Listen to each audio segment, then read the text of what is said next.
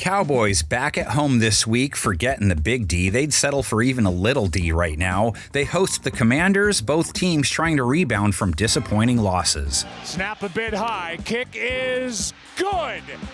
And the Bears win it. That game-losing field goal brought to you by shooting yourself in the foot. Commanders could be sitting at 4-2 right now had they just held on to the ball last week. 2 fumbles lost that weren't forced by anything but maybe Mother Nature. Jaden Daniels also threw a pick on a pass he kind of telegraphed. Put a damper on an otherwise fine night on the job. 19 for 26 equals a 73% completion rate. 3 touchdowns, over 8 yards per attempt, a 119 rate. That's back-to-back 100-plus rate games, so he's not coming in cold. Daniels wide open for the touchdown, McCaffrey. Despite the 3 turnovers, Washington still put up a respectable 24 points, so 24-plus points back-to-back weeks. For the Commanders, over the middle, caught for the touchdown, Zach Ertz. 3 for 8 on third down, only 1 red zone trip, so plenty to clean up. But there is no better defense to tidy things up against than Alice's. 30 points allowed to Carolina,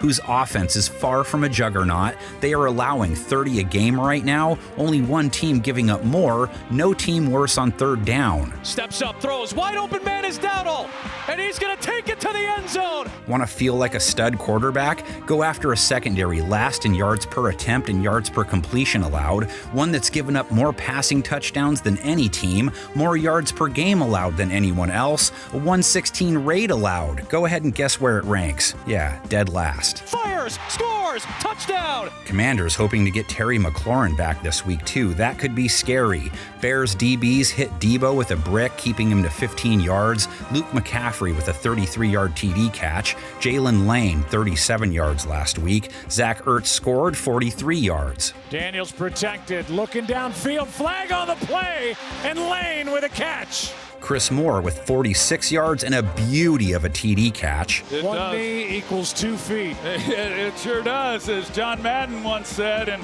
boy, that was a thing of beauty.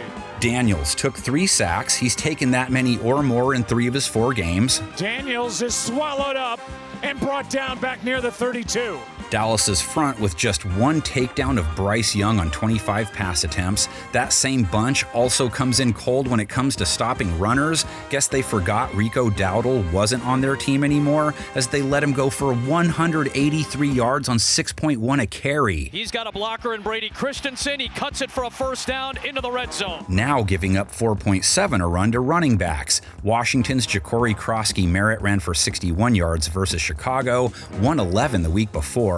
Only 3.6 a run last week. Daniels more efficient, 52 yards on 10 tries. Daniels with play action, great protection, and now he'll go. Breaking tackles and a nice gain. Washington might be facing a Swiss cheese defense, but they are also facing a potent Potables offense and one that might get CeeDee Lamb back, plus one of their linemen. Dak Prescott has fared pretty well without them too. 261 yards, 3 TDs, no picks versus Carolina, a 124 rate, 120-plus rate in 3 straight. Dak Prescott floats it. Hunter Lipke, the fullback, with a touchdown. Cowboys O-Face is 3rd in points per game with 29 per after hanging 27 up week 7. 27-plus points in 4 of their last 5. Hunter Lipke, the fullback, ends up getting the first reception for a touchdown in his NFL career. Washington's defense gave up 24 points to the Bears, many of those aided by their offense giving up the ball 3 times. They're holding teams to 21 overall, 11th on third down, 10th in the red zone. They held Chicago to 3 for 10 on third down, forced them to try 5 field goals, one of which they blocked. It blocked. Blocked by Washington. They mainly had trouble with DeAndre Swift in their last loss. 55 of the 252 they gave up to Caleb Williams on a 55-yard pass they let Swift get loose on. Rate allowed near 100, which is what they've given up to quarterbacks for 2025. And still going. DeAndre Swift. veers into the end zone. So Dak does appear to be lined up for another good game, especially if he gets CD back and has better protection, which hasn't been a problem anyway. 0 sacks taken on 34 pass attempts versus the Panthers, 0 to 1 sacks taken 3 straight. Now 2nd and long for Prescott. He'll check it down, and Williams. Washington came up with 3 Caleb sacks, Dorrance Armstrong with a half a bag, which means he's been in on the action 5 of his 6 games. And now Williams gets sacked by Armstrong. Commanders allowed a couple of Bears wideouts to go for 40-plus receiving yards. DJ Moore, 42. Luther Burden, 51. Lamb and George Pickens are going to be much tougher to handle. George's chemistry with Dak is on tilt. 168 yards last week, scored in his 5th straight game. Slant, Pickens, breaks free. George Pickens, touchdown Dallas. And the Cowboys take the lead. Tight end Jake Ferguson with a score in his 3rd straight, too. Seam route, Ferguson, tight end touchdown. Ferg with only 33 yards, which was more than Javonte Williams' 29 rush yards. Williams only 2.2 per carry. He had been on a nice 4-game run.